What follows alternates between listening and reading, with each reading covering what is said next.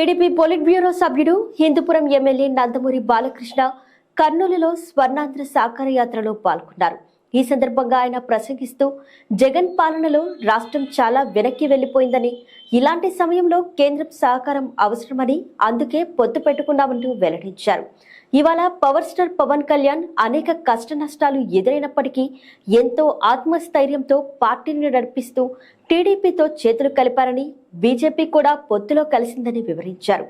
జగన్ను ఓడించేదాకా తెలుగు పౌరుషం నిద్రపోరాదని పిలుపునిచ్చారు. మీ ఓటు కూటమికే వేయాలని, ఇది అభ్యర్థన కాదు, ప్రతి ఒక్క తెలుగువాడి గుండెమంట, అతడికి గుణపాఠం చెప్పి ఇంటికి తరిమే వరకు ఆ మంట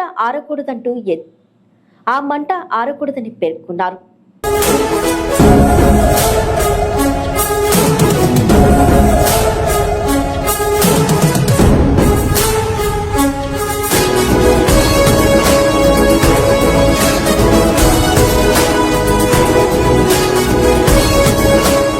రాయలసీమను ఏదైతే ఈ పగల సెగలను చల్లార్చి శాంతి నిలయానికి ఒక ప్రతిరూపంగా నిలిపిన తెలుగుదేశం పార్టీ అధికారంలో ఉన్నప్పుడు ఇప్పుడున్న ప్రభుత్వం ఈ కత్తుల మన్నల పైన నెత్తులు చిందిస్తుంది అని మీ అందరికీ తెలియజేసుకుంటున్నాను.